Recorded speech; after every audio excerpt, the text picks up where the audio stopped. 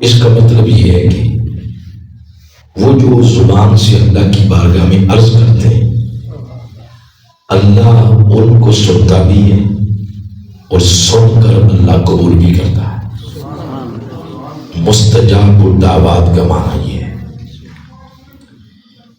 اس بات کا ایک اور اینگل بھی ہے، روح زمین پر سب سے زیادہ جن لوگوں پر مشکلات ہیں وہ بھی یہی لوگ ہیں، یعنی کون ہیں؟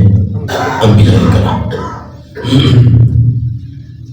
انبیاء کرام کبھی بھی ان حالات میں اللہ کی ذات پر ان کا توکل ختم نہیں ہوتا تھا۔ دنیا میں یہ ہے کہ کسی بھی مصیبت آ جائے تو مصیبت کی وجہ سے بے صبرا ہو جائے گا، اور دو ٹکے مل جائیں یعنی خوشی مل جائے تو خوشی میں بندہ ناشکرا ہو جاتا ہے۔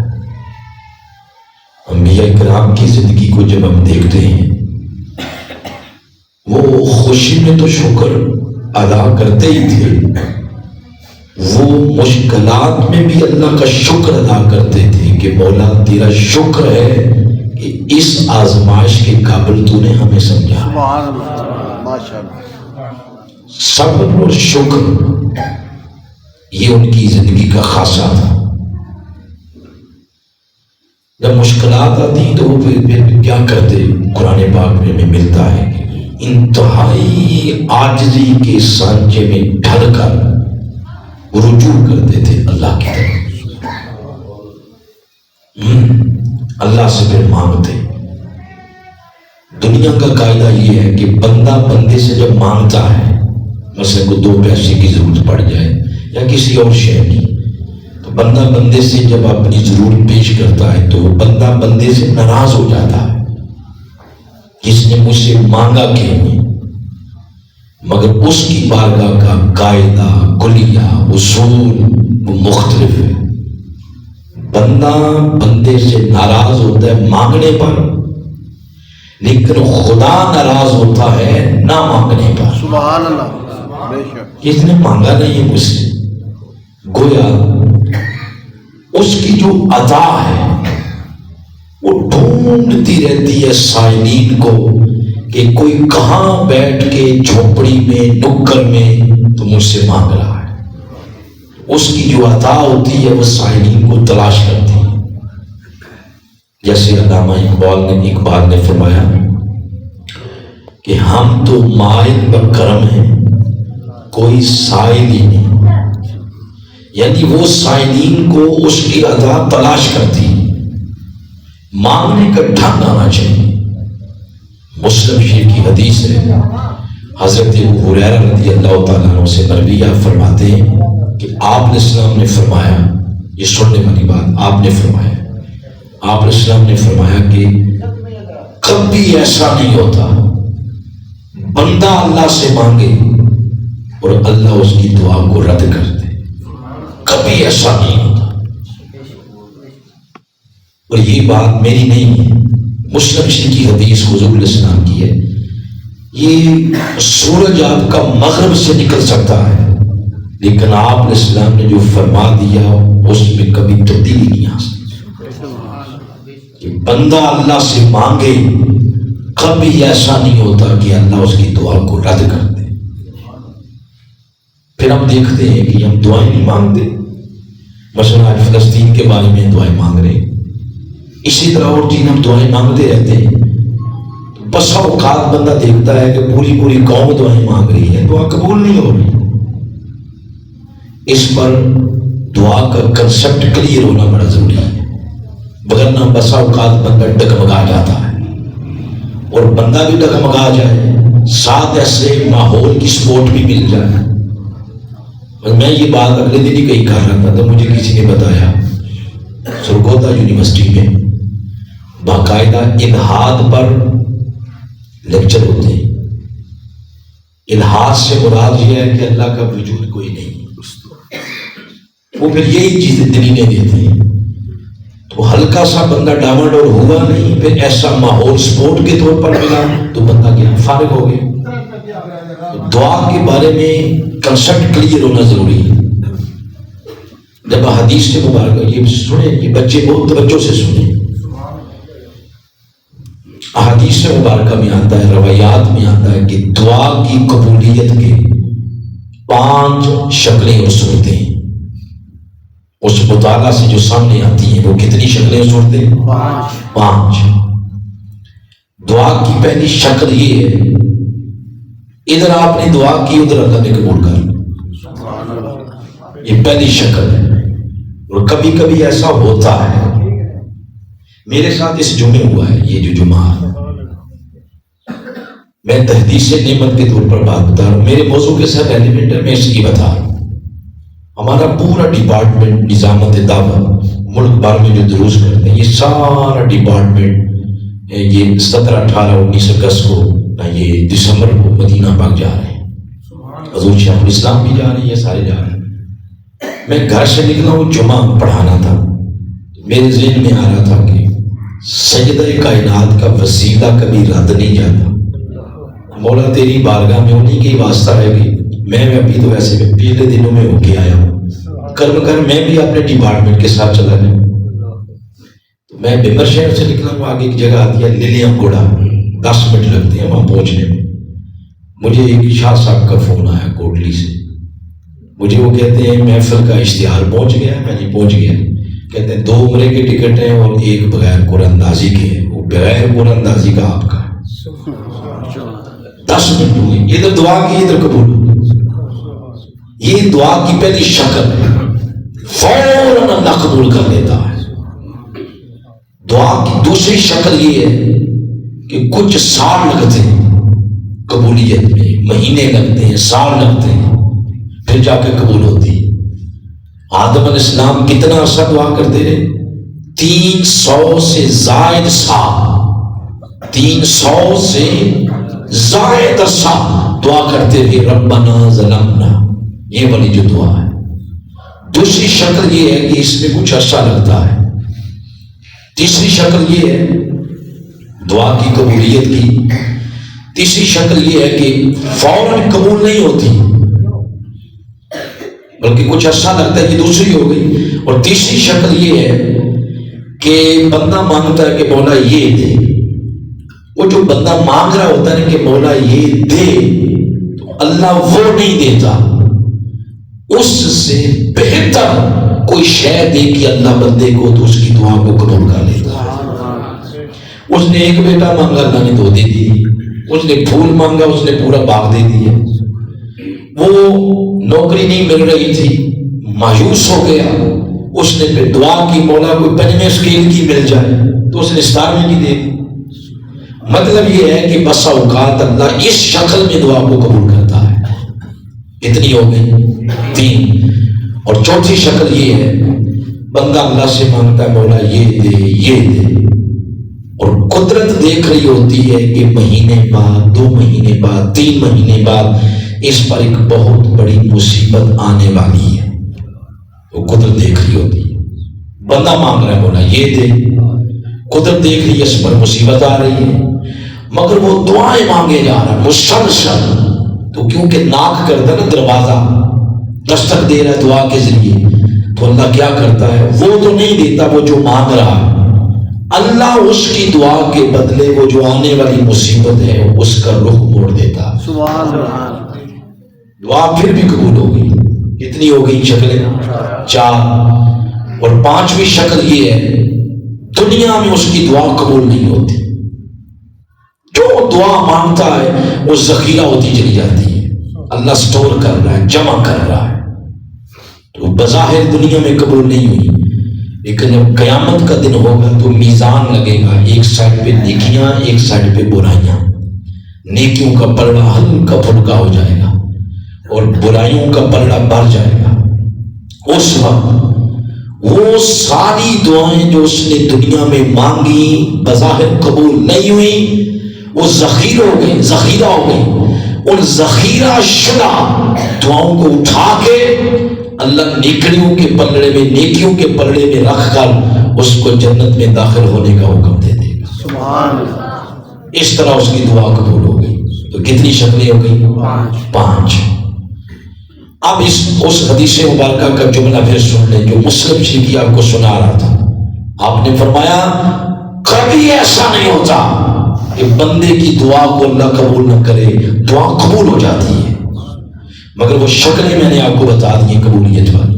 یہ بات آگے پھر حضور اسلام نے فرمایا الا یہ کہ 3 چیزیں اپنی دعا میں نہ مانگے. وہ مانگے گا تو وہ قبول نہیں ہوگی. نمبر 1 حضور نے فرمایا گناہ کی دعا نہ کرے. مثلا کوئی شراب کی دکان بنائی ہے تو دعا کرتا رہے کہ اللہ اس میں برکت ڈال. چوری کرنے جا رہا ہے دعا کرتا رہے مولا پکڑا نہ میں جاؤں. یہ گناہ ہے. تو گناہ کی دعا نہ کرے گا تو یہ اللہ قبول نہیں کرے گا. نمبر 1. نمبر 2 فرمایا دعا کے اندر قطع رحمی کا ذکر نہ ہو. رشتہ داریاں توڑنے کی بات نہ ہو.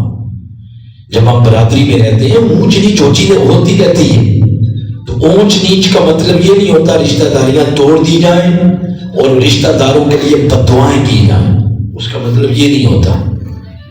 بلکہ حضور اسلام نے فرمایا لا يدخل الجنہ قاطع. فرمایا رشتہ داریاں توڑنے والا جنت میں داخل نہیں ہوگا. تو قطع رحمی کا ذکر نہیں ہونا چاہیے. نمبر 3 آپ نے فرمایا جلدی نہ کریں. تو صحابہ کرام نے پوچھا حضور پہلی 2 باتیں سمجھ آ گئی ہیں دوسری بات سمجھ نہیں آئی. یہ جلدی نہ کرے اس کا معنی کیا ہے؟ تو آپ نے اسلام نے فرمایا اس کا معنی یہ ہے کہ 1-2 دفعہ دعا کی بعد میں اس نے ترک کر دی کہ مجھے لگتا ہے کہ اللہ نے قبول کوئی نہیں کرا. یہ جلدی ہے. یہ 3 چیزیں دعا میں اگر نہ ہو تو آقا علیہ السلام نے فرمایا ایسا ہو نہیں سکتا کہ بندہ مومن کی دعا کو اللہ قبول نہ کرے. اب اس کا کرم دیکھیں, اللہ کا کرم دیکھیں.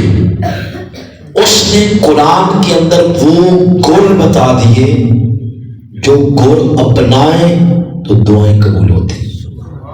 وہ گر کیا ہیں؟ وہ قبول شدہ دعائیں جو قبول ہو گئی, اور وہ انبیاء کرام کی دعائیں. جب آپ پڑھتے ہیں اس کو, پہلی دعا آپ کو ملے گی حضرت آدم علیہ السلام کی. میں نے آغاز میں کہا 300 سال سے زائد عرصہ وہ یہ دعا کرتے رہے. دعا تب کی جب اللہ پاک نے ان کو منع کیا تھا کہ یہ گندم کا دانہ نہیں کھانا. کھا بیٹھے, اللہ نے زمین پر بھیج دیا اور شیطان سے پوچھا کہ تو نے انہیں ڈیٹرائے کیوں کیا ہے؟ اس نے آگے سے کہا کہ مولا میں نے نہیں کیا بلکہ مجھے بھی ان کو بھی اغویتنی تو نے کیا. یہ ہوتی ہے شیطانی روش, اپنا خود گناہ کر کے اگلے پہ ڈال دے. غلطی خود کی ہے اگلے پہ ڈال دے, یہ شیطانی روش ہے. تو جب آدم علیہ السلام سے اللہ نے پوچھا کہ یہ کیا کیا ہے, انہوں نے صفائی میں ایک جملہ بھی نہیں بولا. اگر یہ بھی کہہ دیتے کہ فوسوس لہم الشیطان, کہ وسوسہ کس نے ڈالا تھا؟ شیطان نے, یہ بھی کہہ دیتے تو بات تو سچ تھی. یہ جملہ بھی نہیں بولا. جب اللہ نے پوچھا کہ یہ کیا کیا ہے, فوراً اللہ کی بارگاہ میں عرض کرتے ہیں باری تعالیٰ ربنا ظلمنا انفسنا وان لم تغفر لنا وترحمنا لنکونن من الخاسرین. باری تعالیٰ غلطی ہوگی معاف فرما. یعنی جب آپ کے سامنے بڑا وہ کوئی بات پوچھ رہا ہے آپ سے, تو اس سے پتہ چلتا ہے کہ بڑوں کے آگے دلیلیں نہیں دیتے اور صفائیاں نہیں دیتے. مثلا اولاد کھڑی ہے تو والدین محاسبہ کر رہے ہیں تو بچے بچیوں آگے تڑ نہ کرتے, کیونکہ ماں باپ کو کہنے غلطی ہوگی, وہ بڑے ہیں آپ سے اور اتنے بڑے ہیں کہ آقا علیہ السلام نے فرمایا کہ جنت ماں کے قدموں کے نیچے اور والد کی رضا میں اللہ کی رضا ہے. اسی طرح شاگرد ہے, استاذ کے سامنے کھڑا ہے تو بدتمیزی نہ کرے, وہاں دل زبان نہ چلا, سرنڈر ہو جائے. اور سب سے بڑا اللہ ہے, اللہ اکبر, اللہ سب سے بڑا ہے. آدم علیہ السلام کی دعا یہ بتا رہی ہے کہ جب اللہ کی بارگاہ میں کھڑے ہوں, گناہ نہ بھی کیا ہو تو پھر بھی کہیں کہ مولا سارے گناہ میں نے کیے, یہ بھی میں نے کیا، یہ بھی میں نے کیا، میرے کھاتے بھی ڈال دے مولا، لیکن تیرے محبوب سے ہم نے سنا ہے کہ تیری رحمت تیرے غضب پر بڑی حاوی ہے۔ یہ آدم علیہ السلام کی دعا سے پتہ چلا ہے۔ پھر آگے چلیں، یوسف علیہ السلام کی دعا ہے 12 نمبر سورہ کے اندر 33 نمبر آیت ہے۔ یہ دعا انہوں نے اس وقت کی تھی جب زلیخا سامنے کھڑی ہے اور زلیخا یوسف علیہ السلام کو برائی کی دعوت دے رہی ہے۔ تو یوسف علیہ السلام نے جب ایسے مڑ کے دیکھا تو پیچھے دروازے بند ہو چکے تھے، کنڈیاں لگ چکی تھی، تالے لگ چکے تھے، کنڈیاں لگی ہیں، تالے لگے ہیں، یعنی بظاہر بچنے کی کوئی شکل و صورت نظر نہیں آ رہے۔ اب یوسف ہمارے جیسا کوئی بندہ ہوتا تو باتوں میں آ جاتا اور کہتا بچنے کی صورت ہی نہیں تھی، میں کیا کرتا، لیکن یوسف علیہ السلام نے برائی کی طرف کمر کر دی۔ کمر کو پنجابی میں کیا کہتے ہیں؟ کانڈ کر دی۔ تو کسی کی طرف اگر کانڈ کی جائے تو مطلب ہوتا ہے کہ ہمیں آپ سے نفرت ہے، یہی ہے نا مطلب۔ تو آپ نے اس برائی کی طرف، دعوت کی طرف، برائی کی دعوت کی طرف کمر کر دی اور رخ کر لیا بند دروازوں کی طرف۔ اللہ تعالیٰ نے جب اپنے پیغمبر کا اتنا اعتماد دیکھا اپنی ذات پہ، اللہ نے اپنی ذات پر یوسف کا اتنا توکل، تیقن، اعتماد، یقین دیکھا تو اللہ بغیر چابیوں کے سب دروازے یوسف کی ذات پر کھولتا چلا گیا۔ سبحان اللہ، سبحان اللہ۔ اتنا اعتماد جب دیکھا، باہر آئے تو یہ دعا عرض کیا رب السجن احب الی مما یدعوننی الیہ۔ عرض کرتے ہیں باری تعالیٰ میرے رب، مجھے قید خانہ اس کام سے کہیں زیادہ محبوب ہے، مجھے جیل میں ڈال دے لیکن یہ بات مجھے منظور نہیں۔ اپنے کریکٹر کی حفاظت کی دعا کر رہے ہیں، اپنے کردار کی حفاظت کی دعا کر رہے ہیں۔ اس سے یہ پتا چلا کہ یہ انسانی نیچر ہے، ہر وقت بندہ اللہ سے مالی خوشحالی مانگتا ہے کہ مولا مالی خوشحالی دے، کاروبار میں برکت دے، بچہ باہر چلا جائے، میں باہر چلا جاؤں۔ تو ہر شخص کی یہ خواہش ہے کہ مالی خوشحالی ملے، مگر وہ مالی خوشحالی کبھی نہ مانگے جو مالی خوشحالی آپ کی کردار کو داؤ پہ لگا دے۔ لہذا اگر ایسا مال، ایسی دولت جس سے بندے کا کردار مشکوک ہوتا اور بندہ ایمان کی آگے جو باؤنڈری ہے اس کو پھیلا کے گناہ کی وادی میں داخل ہوتا ہے، تو ایسی دولت نامنظور ہے۔ ایمان کی دولت سب سے بڑی ہے، اس کی حفاظت کرنی چاہیے۔ یہ یوسف علیہ السلام کی دعا بتا رہی ہے۔ اس کے بعد آپ قرآن پاک کا مطالعہ کریں تو آگے ایک دعا اور ملتی ہے، وہ ہے حضرت ایوب علیہ السلام کی۔ یہ 21 نمبر سورہ ہے انبیاء، اور اس کی آیت نمبر ہے، اس کی آیت نمبر 83۔ ایوب علیہ السلام بیمار ہو گئے، سر سے پاؤں تک جسم پورے میں کیڑے پڑ گئے، وہ 35-36 سال بیمار رہے۔ ہمارے یہاں کوئی رپورٹیں کروائے، بیمار ہو جائے، رپورٹ میں ہلکا سا آ جائے کینسر ہے، تو وہ لفظ ہی سن کے بیچارہ جاتا رہے گا، لفظ ہی یہ سن کے۔ وہ ایوب علیہ السلام 35-36 سال بیمار ہے، سارے اسباب دنیا کے استعمال کیے اور کوئی کام نہ آیا، بظاہر اسباب مسدود ہو گئے، ختم ہو گئے، مگر اس کی ذات پہ توکل ختم نہیں ہوا۔ ہر وقت یہ دعا کرتے تھے، انی مسنی الضر وانت ارحم الراحمین۔ عرض کرتے مولا یہ بیماری لگ گئی ہے مجھے، مگر تیرے بارے میں یہ مشہور ہے کہ تو سب سے زیادہ مہربان ہے، رحم کرنے والا ہے، تو کرم کر میری بیماری کو دور کر۔ 36 سال بعد اللہ پاک نے اس بیماری سے شفا عطا فرمائی۔ ان کی اس دعا سے پتہ چلا بندے کو موذی بیماری لگتی ہے کبھی بھی دعائوں پہ تکیہ نہ کریں، آپ وہ اسباب ضرور استعمال کریں، ڈاکٹر کا جو سبب ہے، میڈیسن کا جو سبب ہے، کیونکہ وہ مسبب والا اسباب ہے، یہ ضرور استعمال کریں، مگر تقیہ، تیقن، توکل سارا اللہ کی ذات پہ رکھیں کہ وہ چاہے تو ان بغیر دوائیوں کے بھی وہ شفا عطا کر سکتا ہے۔ تو ان کو اللہ پاک نے شفا یا بھی عطا فرمائی۔